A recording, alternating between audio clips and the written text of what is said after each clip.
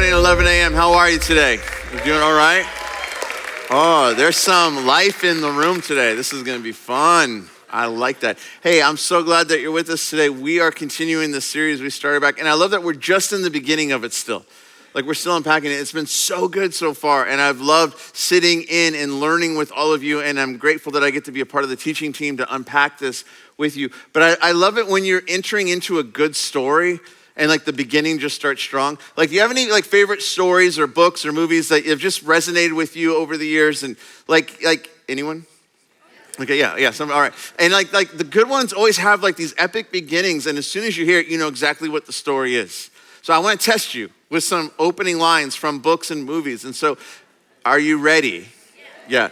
Your prize is like, yay. I don't have anything for you, but here's one of the books that impacted me as a teenager. In a hole in the ground, there lived a hobbit. Yeah, everyone's like, oh, it's in the title. Right, yeah, that was a freebie for showing up, right? But some of you knew exactly what that story was. You're like, yes, let's go Bilbo. Right, yeah, all right. How about this one? It was the best of times. It was the worst of times. Yeah, Tale of Two Cities, Charles Dickens. Yeah, powerful, powerful story. When our family was living in Canada and our friends would ask, hey, how's it going? That's usually what I would tell them. Like, hey, it's the best of times, it's the worst of times. I still have all my toes. It's good. How about this one? Call Me Ishmael. Yes, Moby Dick. If you want to be bored out of your mind, here's a great book. But a powerful story of one man's obsession being the thing that finally kills him, right? Wow. Okay, let's shift from books. Let's go to movies. You're going to see how big of a nerd I am. Here we go. A long time ago, in a galaxy far, far away. Yes. Where are my Star Wars people at? Yes. Where are my Trekkies at? Yeah. Just so you know, there's no feud. There's no beef between these two groups because Star Trek is about the future and Star Wars is about the history. It's like ancient past, right? So like there's no conflict between the two worlds. Like maybe they're continuing. Who knows? Like someday we'll dig up the lightsabers and we'll have some fun. All right, here's another one. Wake up, Neo. Yes, The Matrix, the original Matrix, the first one, the only good one. And then here's another one, another movie here. I remember I saw this movie twice when it was in theaters because it so captivated me with the story. I literally was on the edge of the seat leaning into this movie. My mama always said life was like a box of chocolates. You never know what you're gonna get, right? Yes, what a great movie. I love that, it's so fun. And I think one of the reasons why we love stories like this is because of how they start, in particular with whom they start. Because in each of these stories, we see some version of ourselves, right? In that character, the protagonist, the hero, whomever it is that's struggling or trying to accomplish something. And we see in their story a bit of our story. And we see in their adversity our struggle. And we see in them trying to overcome or achieve or succeed the hope that that can be true for us. And yet what's interesting is when we look at how the story starts. Like, do you know how the story starts? Like I'm talking about this story, right? Like in your message notes, I put it in there for you, but in Genesis 1:1, it starts like this. In the beginning, God created the heavens and the earth. And notice, this story doesn't start with us. Who does it start with? It starts with God. And in that simple open line, I have so many questions out of the gate as I'm like, okay, like what's happening in this moment? And like, what was God doing prior to this moment? Like, why did this whole thing happen? And so many questions. And then how long did it take him? And we don't have to get into that debate, but like, I have all of these questions, right? But I think the question that I think is so important that I want to press in as we're talking about what we're talking about today is this. Who is this that's there at that moment? That's there at that beginning? Because as the story unfolds and God makes himself known and we see him revealing himself through the pages of this book, God begins to let us know, I want you to know who I am and I want to work in this story. That's my story, but you're a part of it. And we see these beautiful things as God begins to reveal himself over time. And we get to this particular moment where God's rescuing his people out of their captivity in Egypt. And Moses is his guy. And so Moses and him have some pretty cool conversations. And in one of those conversations, Moses is like, I want to see your glory. And in Exodus 34, God's like, okay, you can't handle all of it, but I'll show you some of it.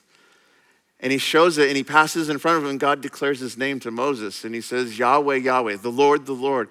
And then he tells him what he's like. Compassionate and loving and faithful. And I'll deal with stuff that needs to be dealt with. But like it's so beautiful because when God reveals himself, he reveals not simply his name, but his character. And we begin to realize that God is not distant or indifferent, but he's actively involved in the story. And as we see what God wants to do, we see this promise that he makes to send rescue and redemption in the story. Even in the Genesis 3, we see the beginning of that promise. And soon we begin to realize that the promised one will be called the Messiah, that this one will come in to be the rescuer for all of us. And so then when we get into the second half of our Bibles, what we call the New Testament, we meet this guy Jesus. And all along the way, his first followers are starting to believe that I think this is more than just a cool rabbi. This might be the promised one. This might be the Messiah. And then the more they walked with him and followed him, the bigger their view became of him, so that when they killed him, the Romans killed him, and they thought it was game over. And Jesus is like, hey. They're like, wow, I think you're quite bigger than we ever thought or imagined. Which is why when John starts his account of the life of Jesus, what we call the Gospel of John, John starts in a very amazing place. Where some of the other Gospels, they start their story like in the manger. They start in those places. John actually starts his story at the beginning. So again, look at how John starts his account of the life of Jesus in John 1 through 3, there in your notes. In the beginning. Okay, what's John talking about? What's he referencing? He's talking about the beginning story of it all. He's referencing Genesis. In the beginning was the Word, and the Word was with God, and the Word was God. Wrap your mind around that. He was with God in the beginning, and through him all things were made. Without him nothing was made that has been made. In him was life, and that life was the light of all mankind. Who is John talking about? He's talking about Jesus. And so if we're understanding what he's saying here, who is at the beginning of the story? Jesus was there. Like I think maybe we should be like, I think Jesus is kind of big. Like, what's your view of Jesus? I think this is the question all of us should be wrestling with. We're looking at what this thing that John's telling us about. Like, how big is your Jesus? Because I think that's an important question to wrestle with, because how much you view him, how accurately you see him for who he is probably going to shape how you follow him and how you live in this world and what you believe to be true about him and your own story. And I think for many of us, the problem is that it's really easy for us to begin to have a diminished view of Jesus and how we live our lives. Now, you may have all your doctrine lined up correctly, right? Like, you may stand in 2,000 years of Christian tradition and all the things and like, hey, I could pass the test. And God's like, you got it right. But the reality is that practically, oftentimes the way we live is we live in such a way that we diminish who we think Jesus is in our own story. And I think we can do that in a couple of ways. I think sometimes this shows up when tell me if this has ever happened to you. When we have an overly high view of ourselves and a smaller view of him. Anyone? I know this is church, but we can be honest, right? Like, have you ever just had that moment where Jesus is talking about life and he's talking about how things are supposed to be and what it's supposed to be, and you're like, I like everything except for that thing. And you're like, Jesus, I hear what you're saying, but I think on this one, I know better than you. Have you ever been there? Yeah, so how big is your Jesus in that moment? If you're bigger than him, that's a pretty small Jesus, because friend, you're not that big. But I think sometimes we have a diminished view of Jesus because it can show up in our lives like whenever we're going through life and we think like Jesus is somehow not enough. And we need to add something into the equation in order to find fulfillment or order to find what we're looking for. Anytime the equation in your life goes Jesus and, you've just diminished him. Because Jesus doesn't need anyone or anything. He knows who he is. We're the ones that confuse that. And so often in our journey, in our story, we're beginning to discover who he is, but we're bringing a lot of our old stuff in. And we're like, well, it's Jesus and my favorite guru. It's Jesus and my past traditions. It's Jesus and my magic crystals. It's Jesus and my political party that I think I need in order to live the life I want. Like, how often do we do that? Like, we just muddle the waters with him. And the amazing thing is that when we begin to see Jesus for who he is, something powerful begins to happen in our life. As we gain this perspective, we begin to discover that everything we need and everything we're longing for finds its fulfillment in him. Which is why Jesus said the words, I have come that they may have life and have it to the full. And so let's just step back as we get ready to step in and invite him to come and make sure that we know who we're wanting to discover about today.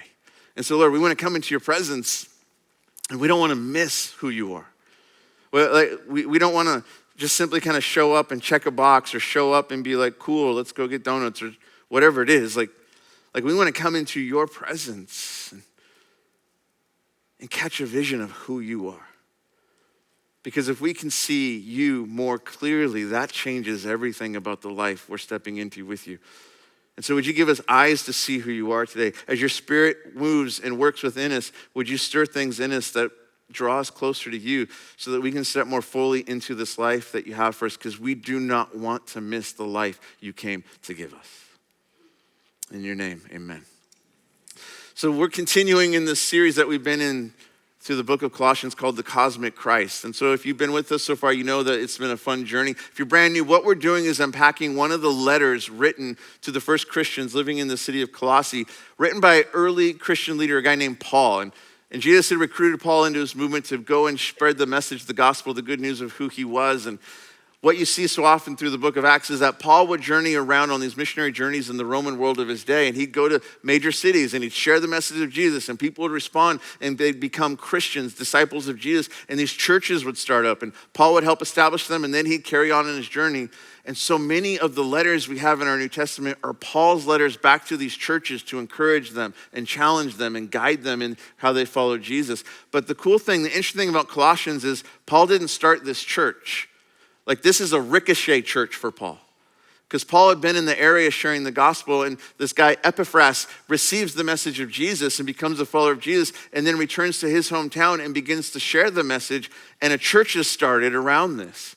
And then years later, Paul's in prison because of what he's doing for Jesus, and Epaphras goes to visit him, and they're like, oh, you want to visit Paul? You can now join him. So they throw him in prison too. And so now Paul and Epaphras are just catching up, and Epaphras is telling Paul all about the things that God's doing in the city. And so then Paul from prison writes them a letter to encourage them and remind them of who they belong to. And now we're reading their mail to be encouraged in our story today. And this is the book that we're unpacking. And as we've been looking at it, one of the things that Paul's wanting them to understand is who Jesus is. Because some other teachers have come into the church to tell them, hey, Jesus is great, but you need to add some stuff if you really want to get it right. And what Paul's trying to help them understand is like, no, you don't need anything other than him. So listen to who he is and follow him.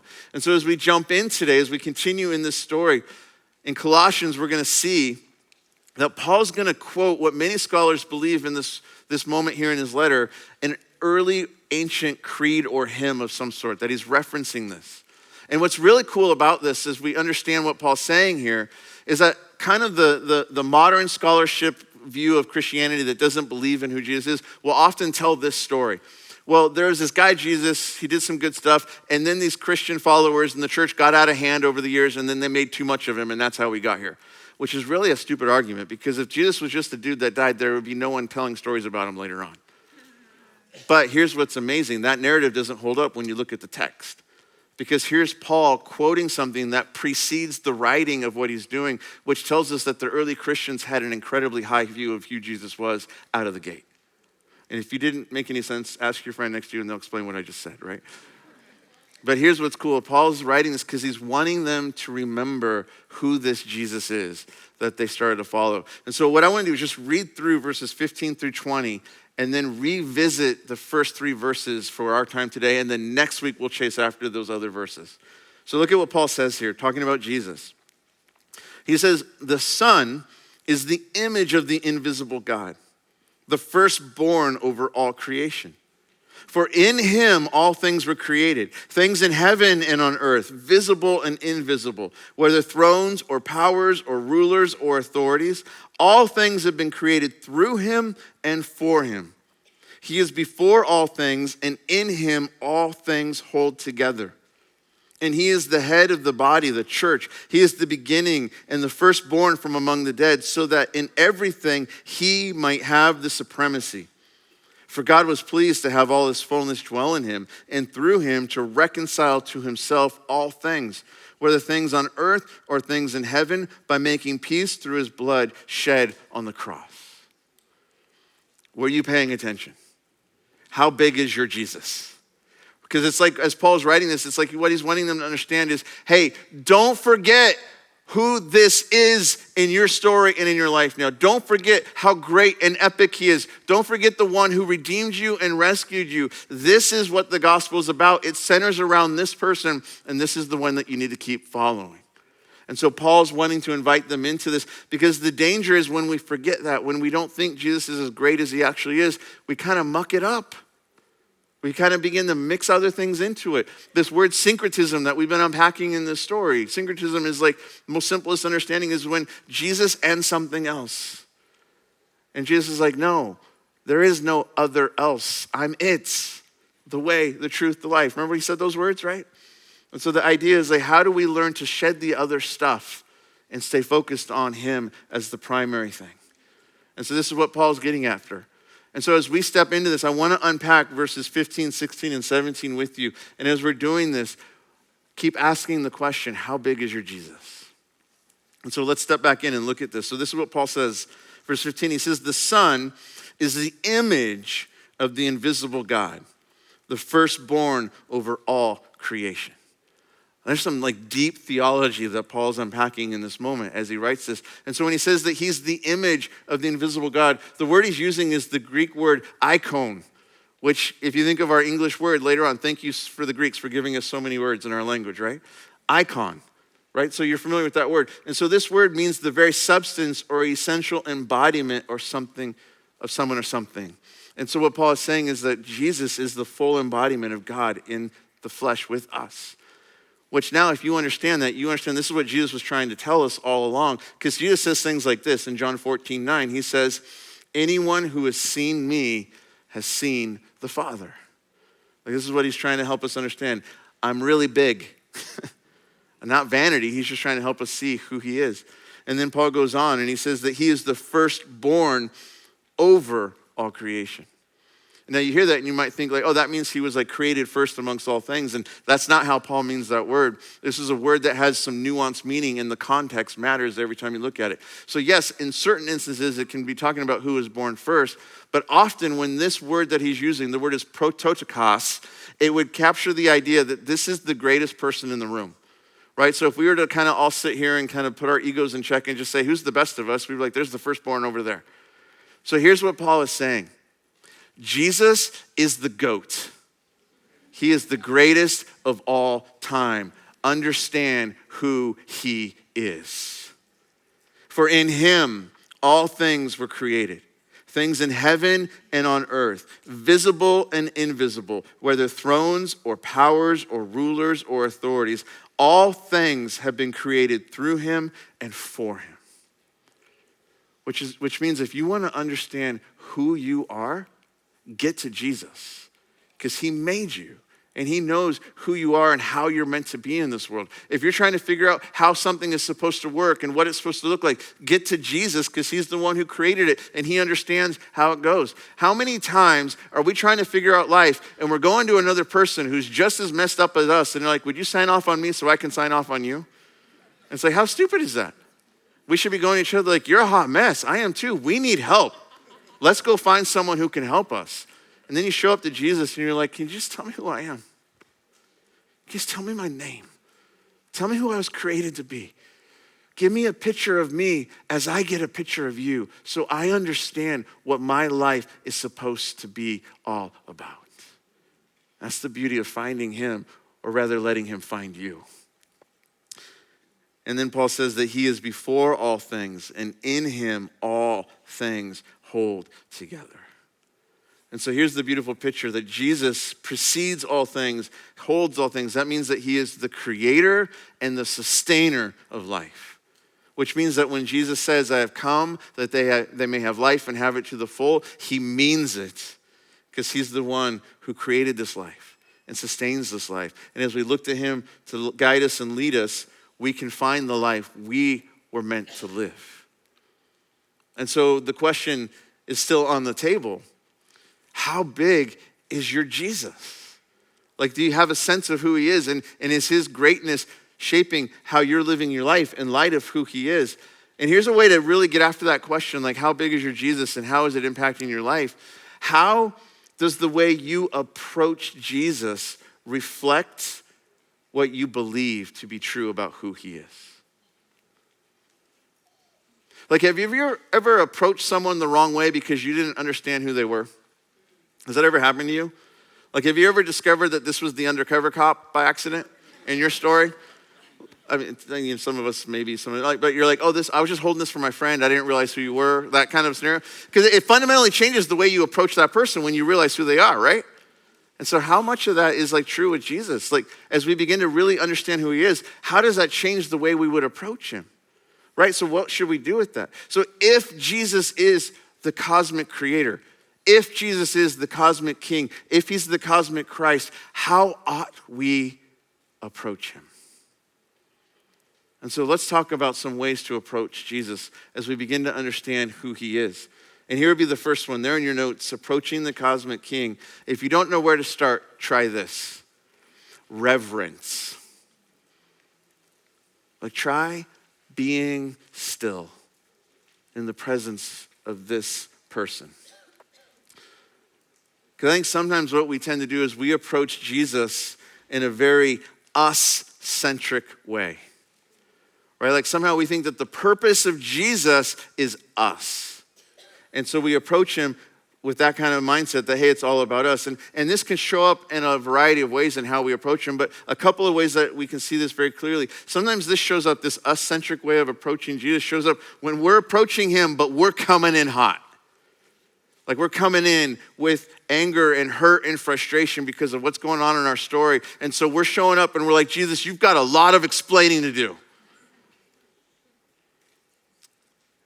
And man, that's a tell in our story.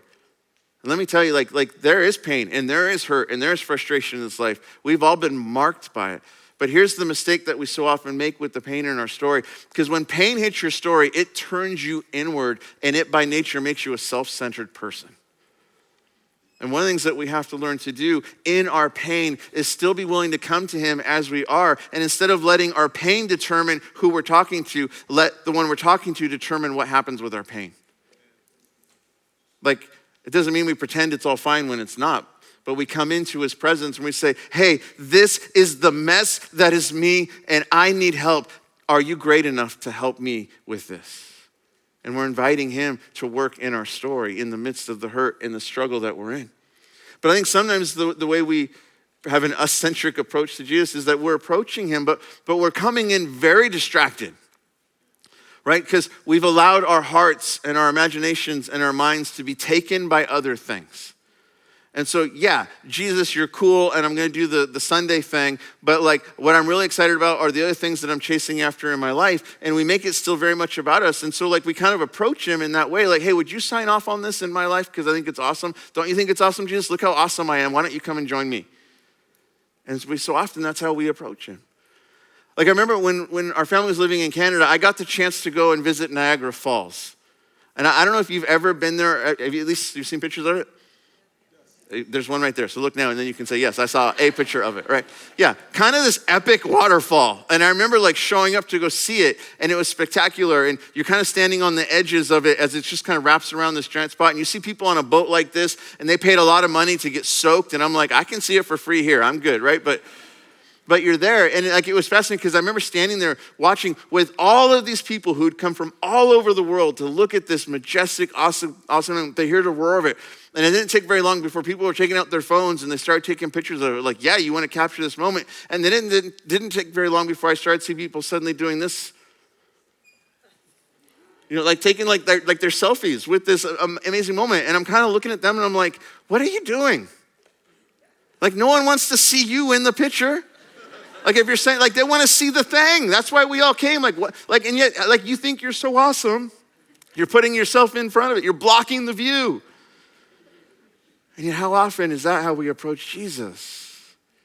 Hey, Jesus, look at this awesome life I'm living. Would you bless it? Sign off on it. Yeah, I know you're awesome, but look at me. And we're just like taking selfies with Jesus instead of looking to Jesus and what he wants to do in our life and in our story.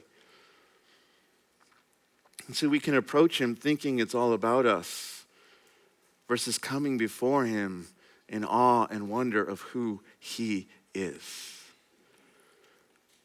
I love how the psalmist captures this in Psalm 46. This idea of being captured by the greatness of this amazing being who is for us. Psalm 46, listen to what the writer says. God is our refuge and strength, an ever-present help in trouble. Therefore we will not fear, though the earth give way and the mountains fall into the heart of the sea, though its waters roar and foam and the mountains quake with their surging. There is a river whose streams make glad the city of God, the holy place where the Most High dwells. God is within her, and she will not fall. God will help her at break of day. Nations are in uproar. Kingdoms fall. He lifts his voice. The earth melts. The Lord Almighty is with us. The God of Jacob is our fortress. Come and see what the Lord has done, the desolations he has brought on the earth. He makes war cease to the ends of the earth. He breaks the bow and shatters the spear. He burns the shields with fire. He says, be still and know that I am God. I will be exalted among the nations. I will be exalted in the earth. The Lord Almighty is with us. The God of Jacob is our fortress. Like what a beautiful invitation that he invites us to come into his presence and do nothing more but be still and acknowledge who he is. And what if you took that invitation seriously in how you approached him? To come before him with reverence and to be still in his presence and to let him show you who he is in the midst of what you're facing. How would that shape you? How would that transform you? What would that do for your anxiety and your depression and your fears as you go through life? How would that change those places in your life if you brought all of those to him and instead of letting them determine who he is, you brought them to him and said, would you show me your greatness over this? And I just want to make this a pattern of coming into your presence and letting you meet me with your peace and your power. How would that change those areas of your life? And how would that change the way you dream and the things you chase after and the passions you have in life if you consistently came into his presence and said, would you just show me who you are? How would that change the things you chase after when you're seeing his greatness and what he's inviting you into? I think for many of you, you'd stop dreaming an American dream and you'd start dreaming a kingdom dream because you'd begin to see that God has greatness and he wants to bring you into it if you will let him. What would happen if you began to make this an intentional part of your life, consistently and continually, that you build it in like, Jesus, I'm going to find moments where I'm just going to come into your presence and I'm going to be still and invite you to show me who you are. And I'm excited for some of you because I think you're going to actually hear this and take this seriously and see this as an invitation. And for this next year, you're going to take this seriously and you're going to come into his presence. You're going to approach this king and you're going to come with reverence and you're going to be still in his presence and you're going to see him transform your life. And I can't wait to see who you're going to become a year from now. It's going to be beautiful and it's going to be powerful. Some of you, you're not going to do any of this and we'll see you in a year and we'll be like, maybe this time. But how amazing. How would that change your life if you did this consistently, if you approached him with reverence? Here's another way to approach this cosmic king. Surrender. The king is in the room. It's time to bow the knee.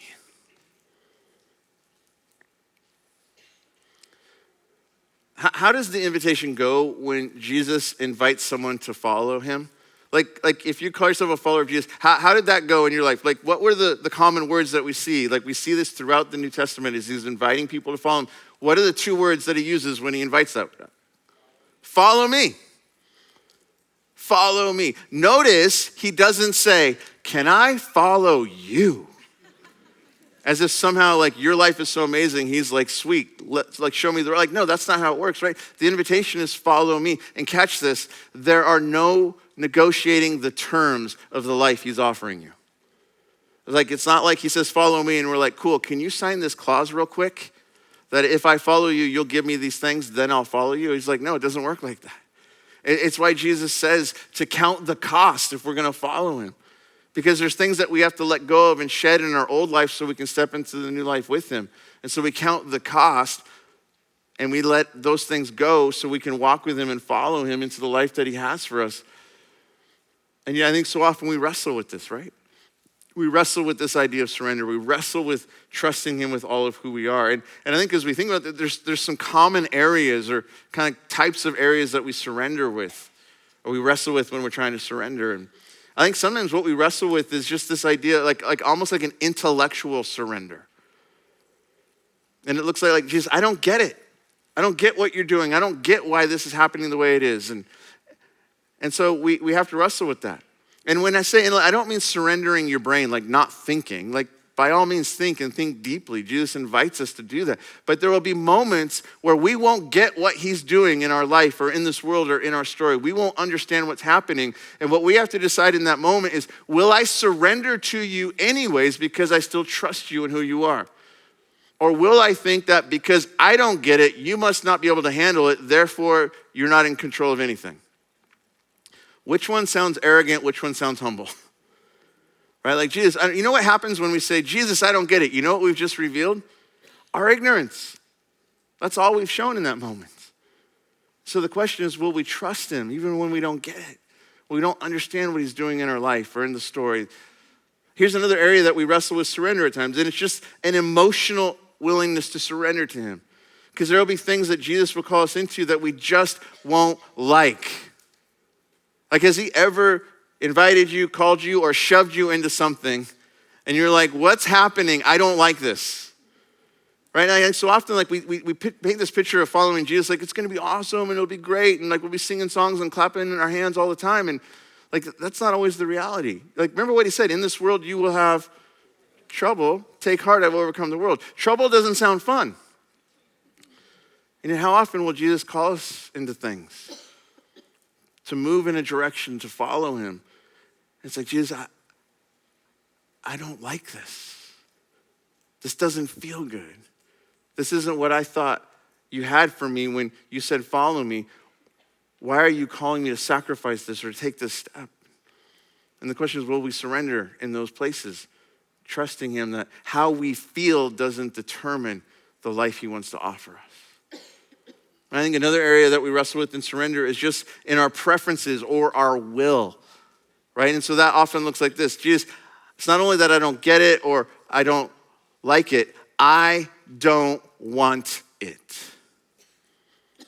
Like what you're asking or calling or putting in front of me. Again, have you ever experienced this? Like Jesus is challenging you on a way that you're living or a way of thinking or what he wants to call you into a place of obedience or faithfulness. And you're like, no, actually I do get it. And it's not simply that I don't like it. I don't want it.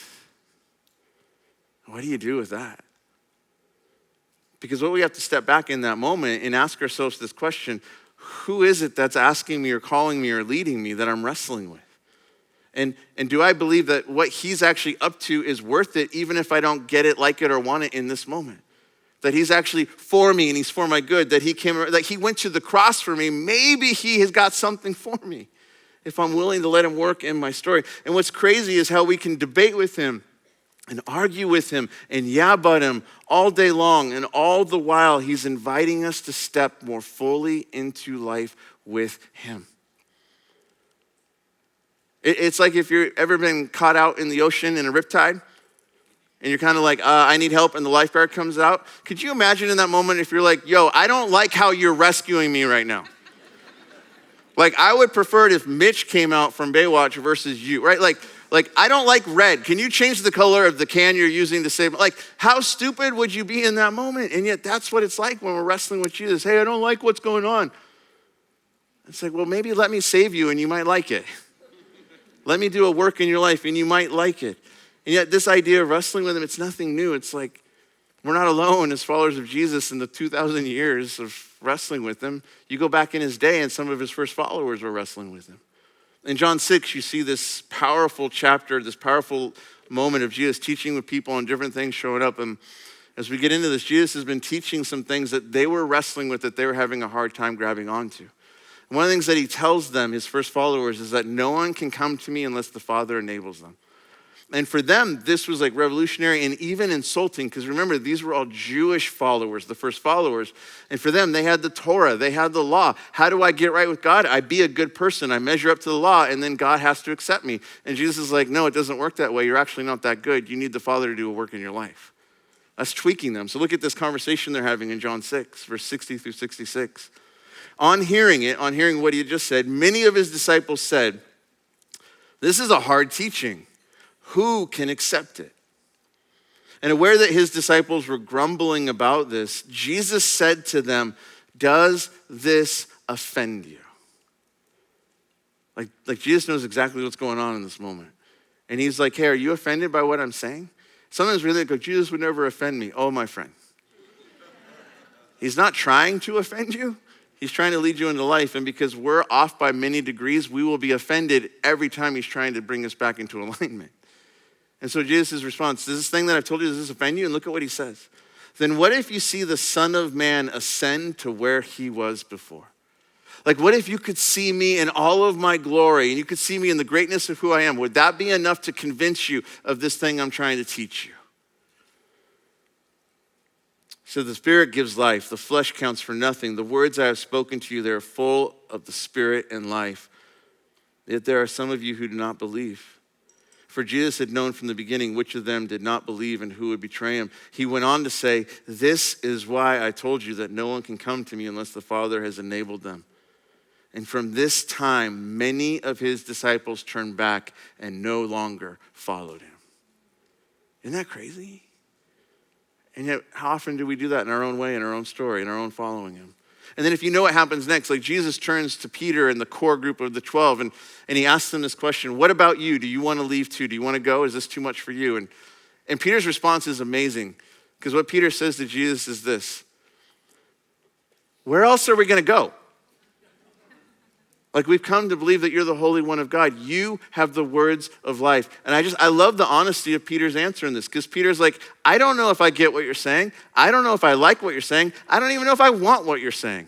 But I'm stuck with you because I've seen enough of you to know who you are, and I want that.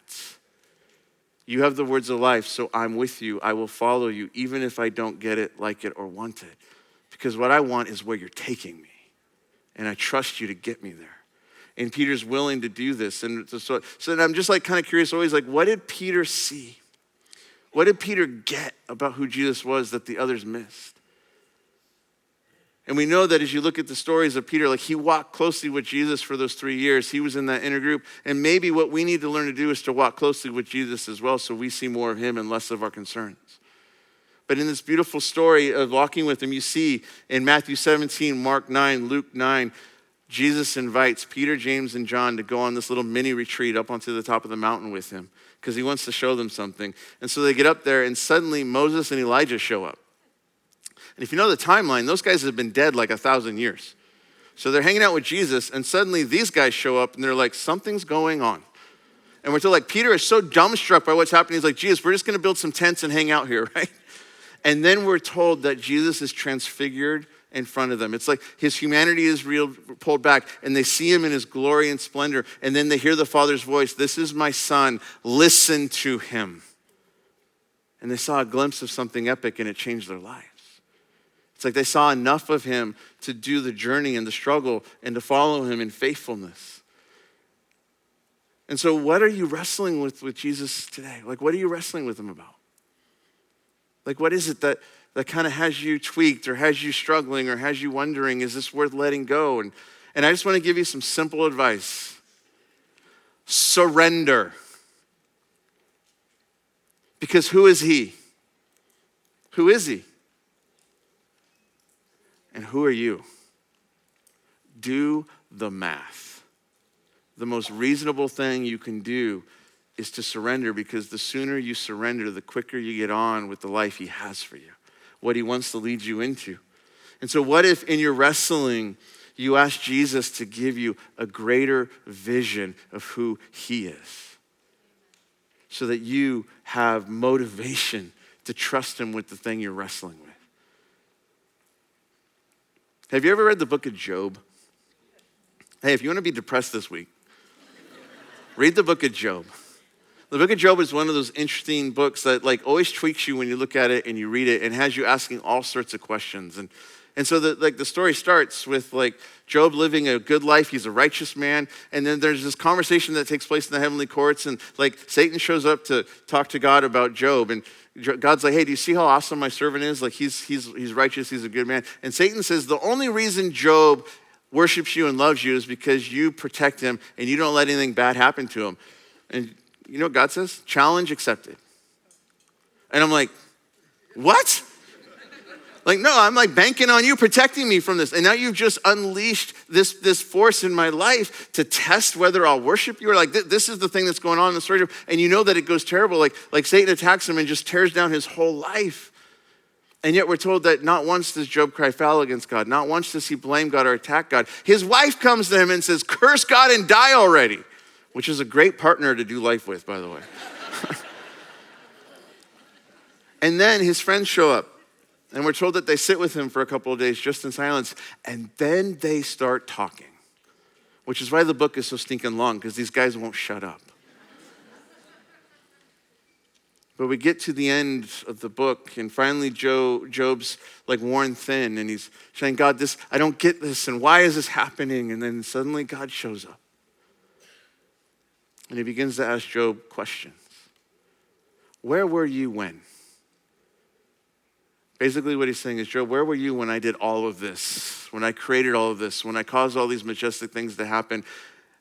And as Job is beginning to see the bigness and the greatness of the one that he's asking, this is his response in Job 42. Verse 3, he says, surely I spoke of things I did not understand, things too wonderful for me to know. And you know what's crazy to me is how this book ends? None of Job's questions get answered. And I think we're all left with the same questions when we're reading the book. And you're like, but God, what is the answer to the question? And here's what's so crazy. Once Job sees how great God is and how epic God is, Job's like, the questions don't matter anymore. I know who you are. That's enough. And so maybe what we need is a glimpse of the one who's enough in our wrestling, so that we know it may not go the way I want. I may not get it the way I want in this world, but what I know is I have you and you have me, and that's enough. So let me see you, because I want to go where you're taking me. And as we begin to see the greatness of him, here's what happens as you begin to step into the presence of a greater power.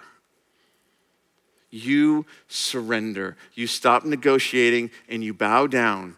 And when that greater power is good and for you and you trust him, he leads you into something epic with him.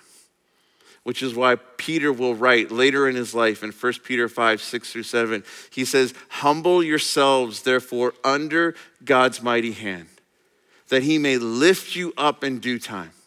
Cast all your anxiety on him, because he cares for you. So how are you going to approach this cosmic king?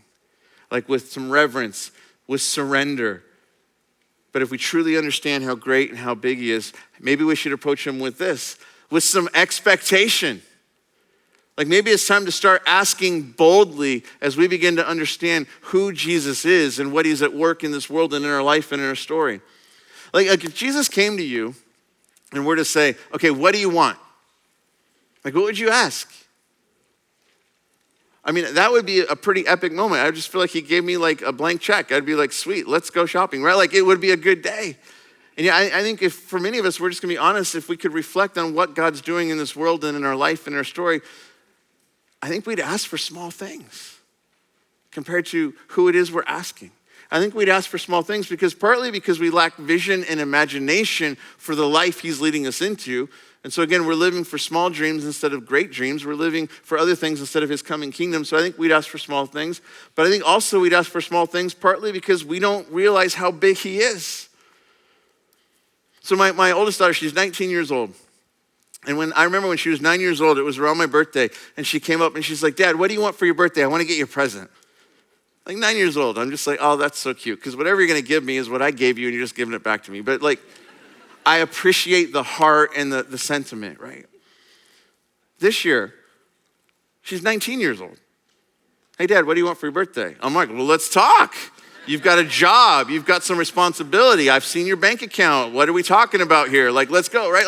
Like I know that she's able to give me something greater because of who she is.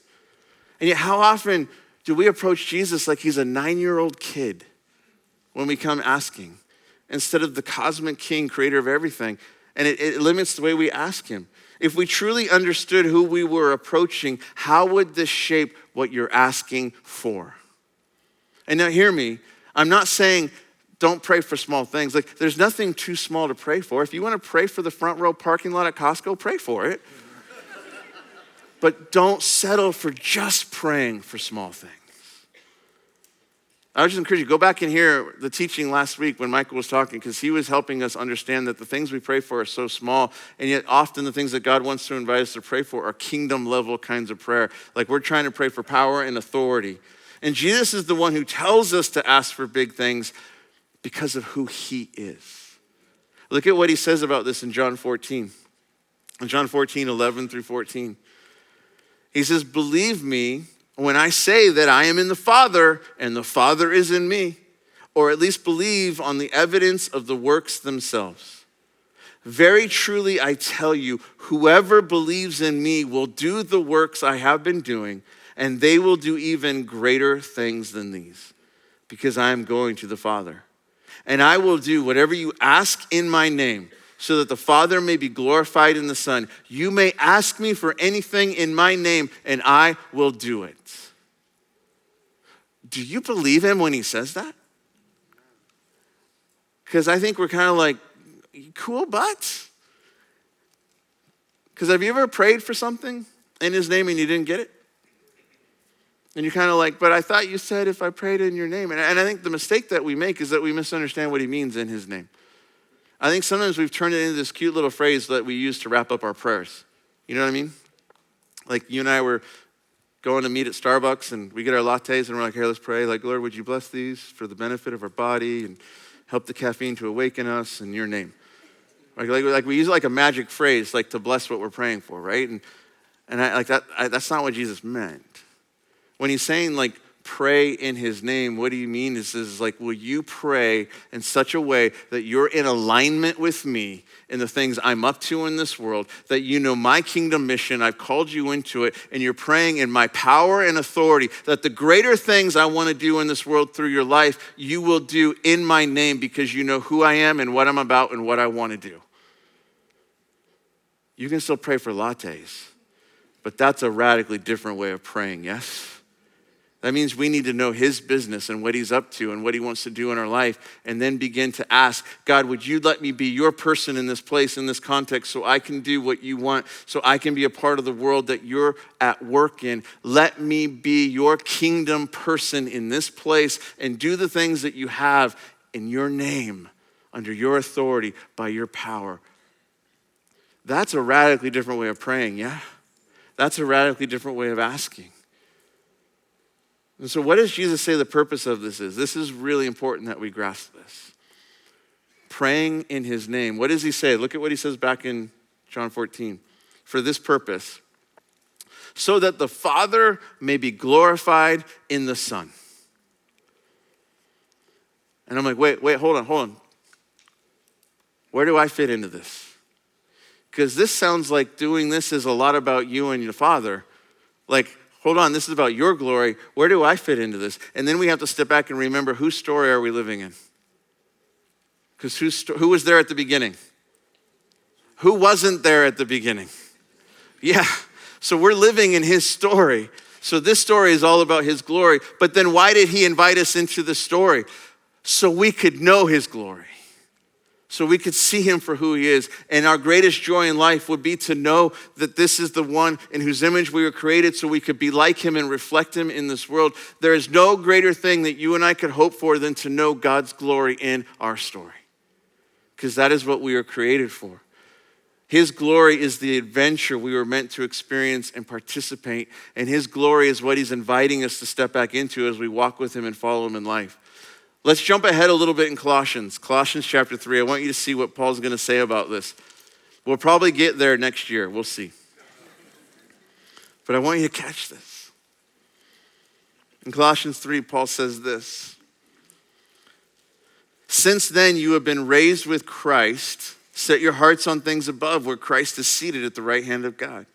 Set your minds on things above, not on earthly things. For you died and your life is now hidden with Christ in God.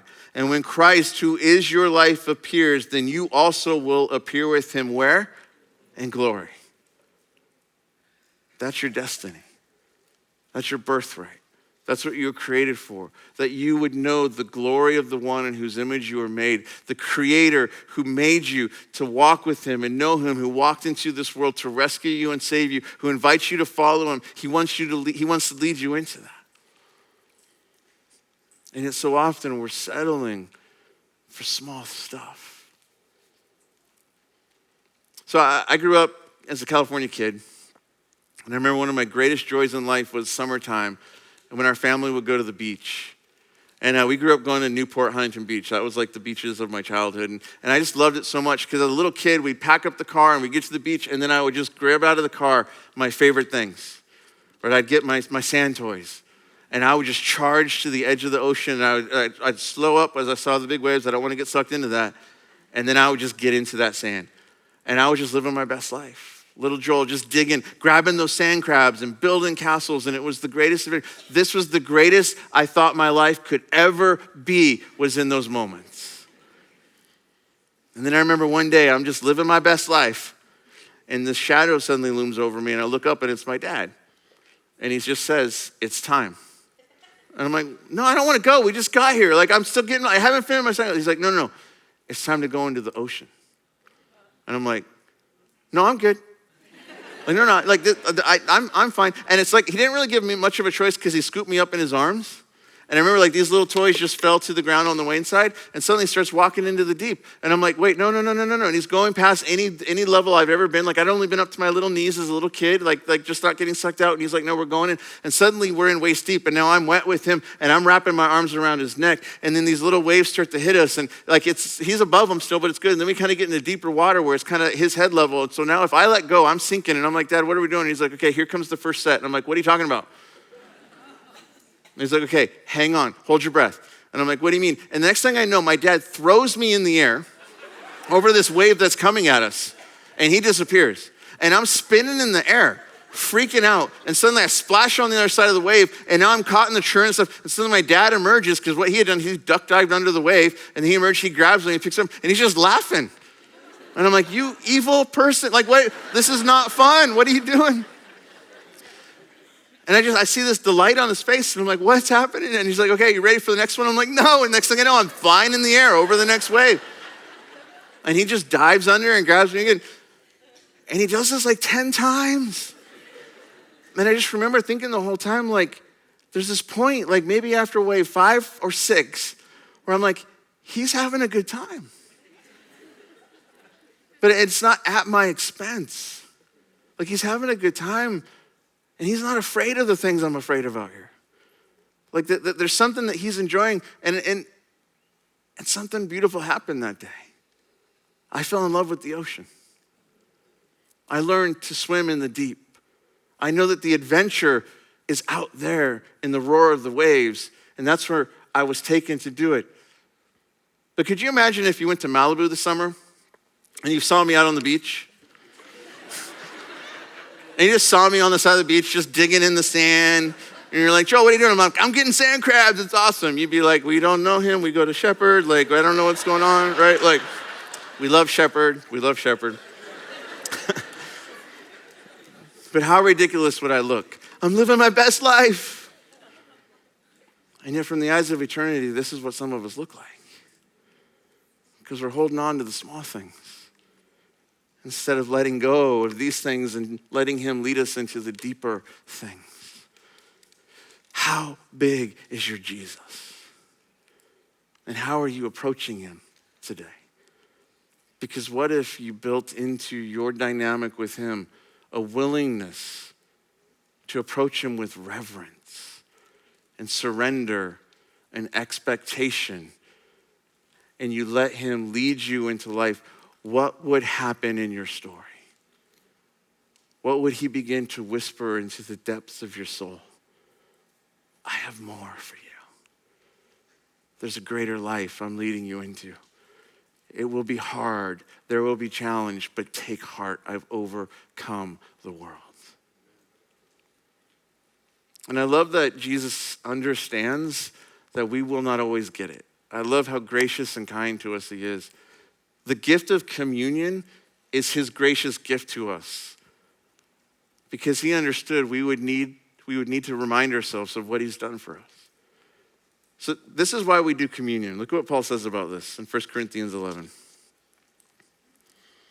1 Corinthians 11:23, Paul writes, "For I received from the Lord what I passed on to you. The Lord Jesus, on the night he was betrayed, took bread. And when he had given thanks, he broke it and said, 'This is my body, which is for you. Do this in remembrance of me.' In the same way, after supper, he took the cup, saying, 'This cup is the new covenant in my blood. Do this whenever you drink it in remembrance of me. For whenever you eat this bread and drink this cup, you proclaim the Lord's death until he comes.'"